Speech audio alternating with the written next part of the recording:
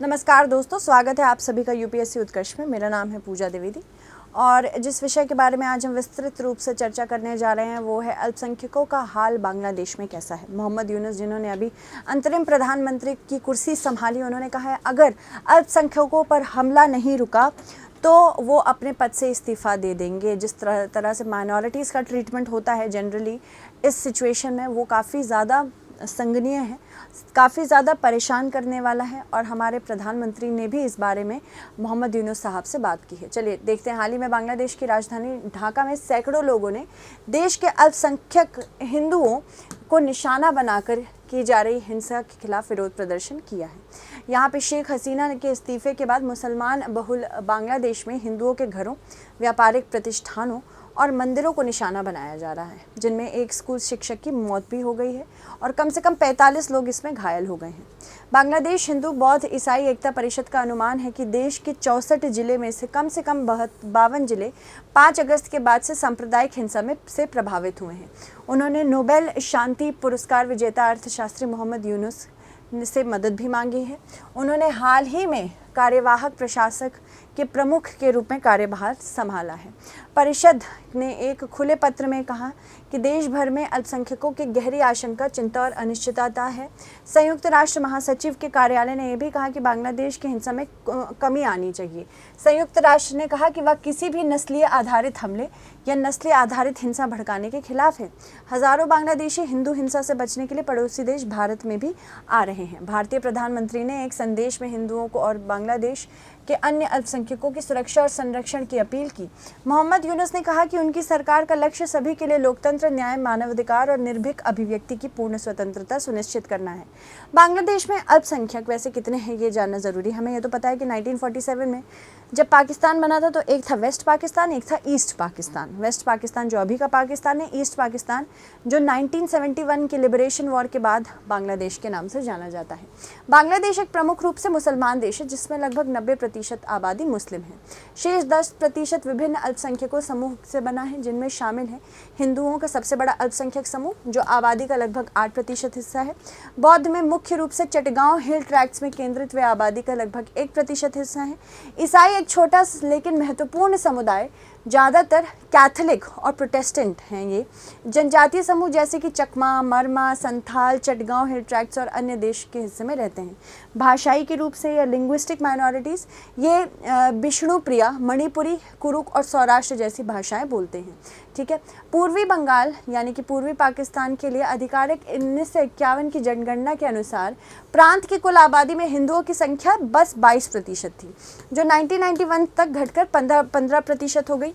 वर्तमान में सिर्फ 8% रह गई है, यानी कि हिंदुओं की संख्या इस एरिया में बहुत ही ज़्यादा कम है, बांग्लादेश में बहुत ही कम है। फिर भी वे बांग्लादेश में सबसे बड़ा धार्मिक अल्पसंख्यक समूह बने हैं।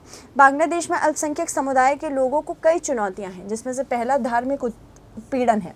बांग्लादेश में अल्पसंख्यक समुदाय के लोगों को अक्सर धार्मिक उत्पीड़न का सामना करना पड़ता है। उनके धार्मिक स्थलों पर हमले होते हैं, उनके धार्मिक प्रतीकों को नष्ट किया जाता है। दूसरी, भूमि अधिग्रहण की बात करें तो अल्पसंख्यक समुदाय के लोगों की भूमि को अक्सर जबरन अधिग्रहित किया जाता है, जिससे उन्हें अपनी जीविका के लिए संघर्ष करना पड़ता है। शैक्षिक और रोजगार संबंधी भी भेदभाव बहुत होता है। यहाँ पे राजनीतिक प्रतिनिधित्व में भी कमी है। अगर राजनीतिक प्रतिनिधित्व में कमी है तो आप समझ लीजिएगा कि आगे बढ़ने के आसार राजनीति में बड़े कम हो जाते हैं और इनके लिए पॉलिसीज़ नहीं बनती।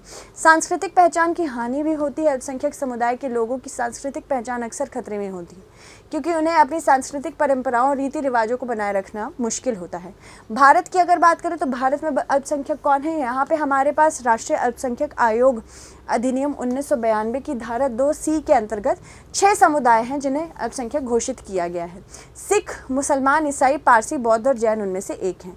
आम बोलचाल में अल्पसंख्यक ऐसे लोग हैं जिनको समझा जाता है जिनकी हिस्सेदारी किसी समूह में आधे से भी कम है, यानी उनकी आबादी 50% से कम होती है और साथ ही कुछ अन्य पैमाने मसलन जाति, धर्म, परंपरा और सांस्कृतिक एवं भाषाई आधार पर बाकी आबादी से भिन्न होते। गौरतलब है कि भारत का संविधान कहीं भी अल्पसंख्यक शब्द को परिभाषित नहीं करता है। हालांकि अनुच्छेद 29 में अल्पसंख्यक शब्द का प्रयोग किया गया है और अलग भाषा, लिपि या सांस्कृतिक वाले नागरिकों से किसी भी वर्ग के अल्पसंख्यक के तौर पर इंगित करता है।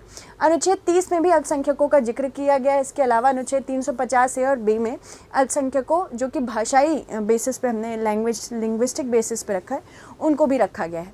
केंद्र सरकार ने राष्ट्रीय अल्पसंख्यक आयोग अधिनियम 1992 के तहत एक राष्ट्रीय अल्पसंख्यक आयोग की स्थापना की है।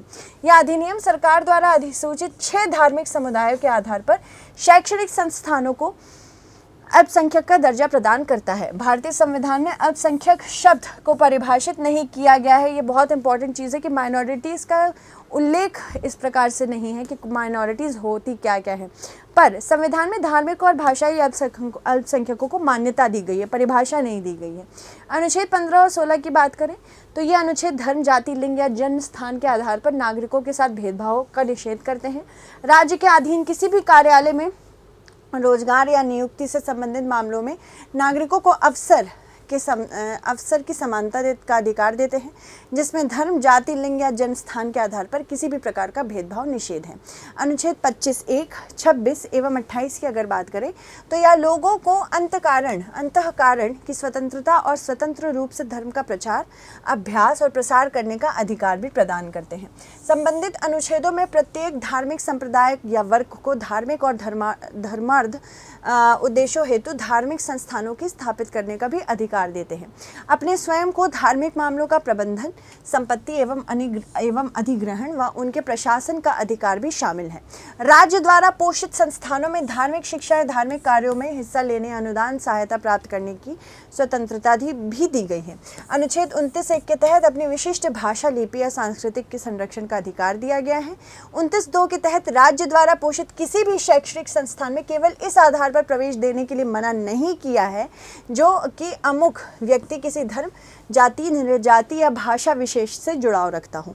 यानी सभी धार्मिक, भाषाई व सामुदायिक अल्पसंख्यकों के साथ किसी भी राज्य शिक्षा संस्थान के भेदभाव नहीं किया जाएगा।